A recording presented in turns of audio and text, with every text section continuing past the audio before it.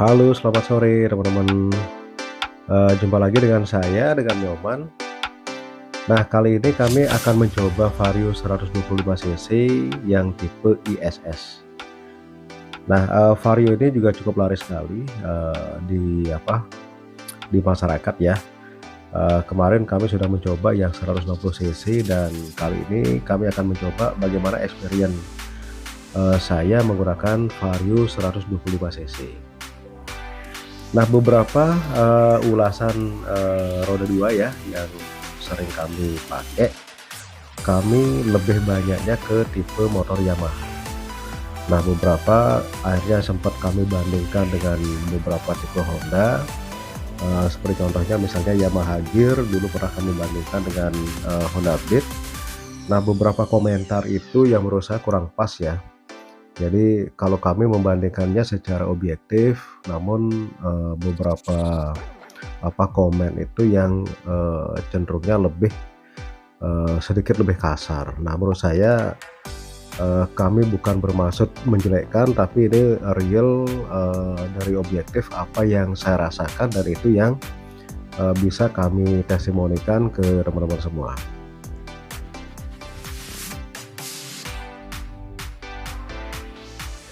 Nah, yang pertama jadi mengenai posisi riding, di Vario 125 cc, karena kami pernah mencoba yang Vario 160, terutama di posisi jok ya, tinggi jok di Vario 125 cc ini lebih rendah. Nah, sehingga bagi kita yang, tinggi badan kita 160 cm, 165 cm, nah ini masih cukup aman ya teman-teman. Kalau misalnya 160 cc itu kita yang punya tinggi 165 cm pun masih jinjit. Namun yang di Vario 125 dan sama ya di 160 cc itu juga sama. Jadi posisi setang itu sedikit lebih rendah dan setang juga sedikit agak tekuk, jadi kesan sportifnya juga kesan sportinya juga dapat. Namun secara keseluruhan, jadi posisi riding kita dengan posisi duduk dan posisi setang, terutama di posisi kaki ya, di posisi kaki, tidak begitu nangkring ya seperti di Honda Beat dan ini menurut saya juga cukup nyaman dan aman lah kita pakai. Jadi saya prediksi dipakai untuk perjalanan jauh. Nah, ini menurut saya juga masih cukup aman dipakai walaupun kita misalnya dalam jarak tempuh yang sangat jauh sekali. Jadi misalnya dari Jakarta menuju ke Jogja atau Jawa Tengah ya sampai ke Jawa Timur sampai dengan ke Bali pun menurut saya masih cukup aman. Karena apa? Karena di kondisi joknya juga tidak sekeras dari Vario 160 cc. Nah, ini mengenai posisi riding teman-teman, itu yang pertama. Nah, kita lanjutkan lagi yang berikutnya.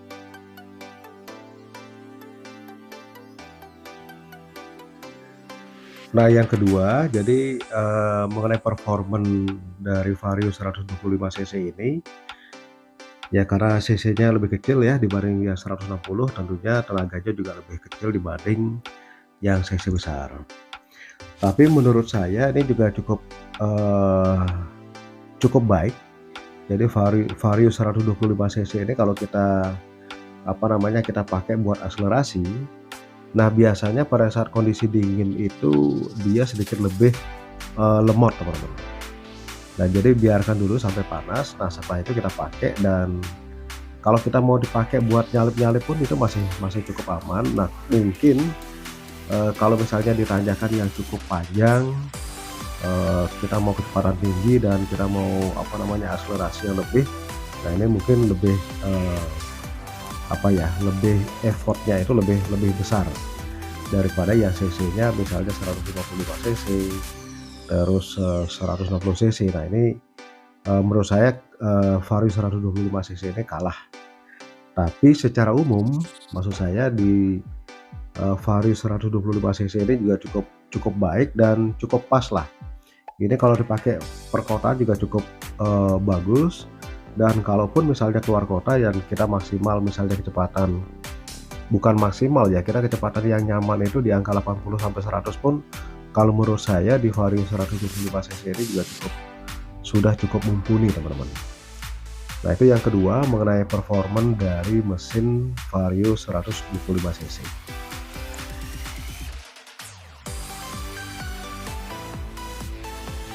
Berikutnya yang ketiga mengenai suspensi, teman-teman. Jadi karena ini berkaitan dengan kenyamanan kita sebagai pengendara, nah Vario 125 cc ini bagi saya sudah lebih baik. Kemarin saya sempat nyoba yang Vario 160 cc itu di saat kita melewati jalan yang keriting. Nah ini terasa lebih keras. Nah kalau yang di Vario ini, jadi menurut saya sedikit lebih lembut dan lebih empuk, sehingga kalau kita pakai perjalanan di kondisi jalan yang tidak sehalus ya, tidak sehalus atau yang tidak semulus dari hot mix itu, peredaman atau suspensi atau kenyamanan kita sebagai pengendara ini masih cukup baik.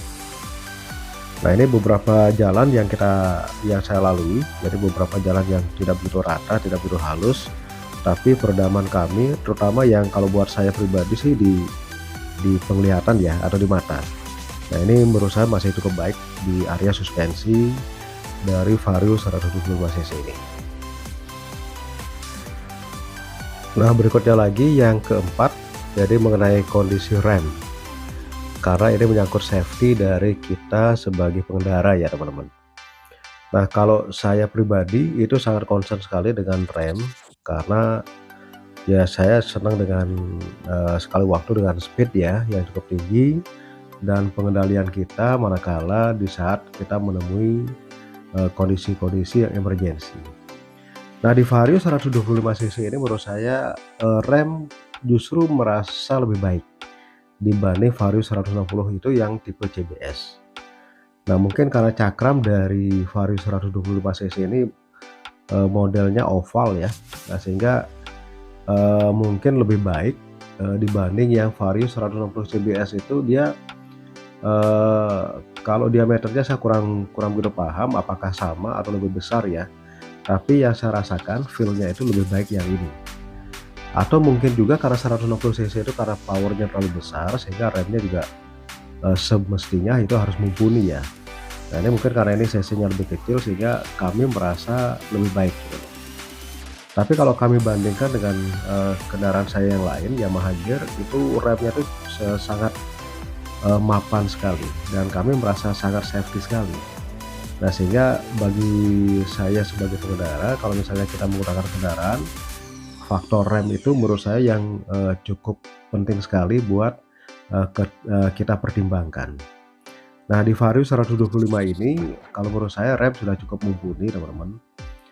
Asal kita tidak berkecepatan tinggi, dan kalaupun misalnya kita keluar kebutan atau misalnya kita kecepatan tinggi, sebaiknya kita tetap mengatur jarak sehingga kita lebih sigap dan lebih awas dalam hal manakala kita menghadapi hal-hal yang sifatnya emergensi.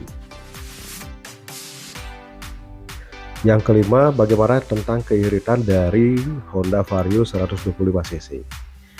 Nah kalau mengenai irit dari Honda ya, kalau menurut saya sudah banyak dikenal oleh sebagian besar pengendara. Jadi Honda itu terkenal irit sekali. Nah termasuk di Vario 125 cc ini juga cukup irit teman-teman. Jadi saya sempat pakai itu kurang lebih sekitar di angka 50 km per liter.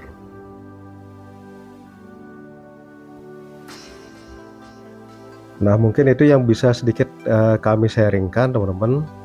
Jadi kalau buat saya pribadi, kalau kita memilih kendaraan bermotor, yang pertama bagaimana kita mengendalikan kendaraan itu.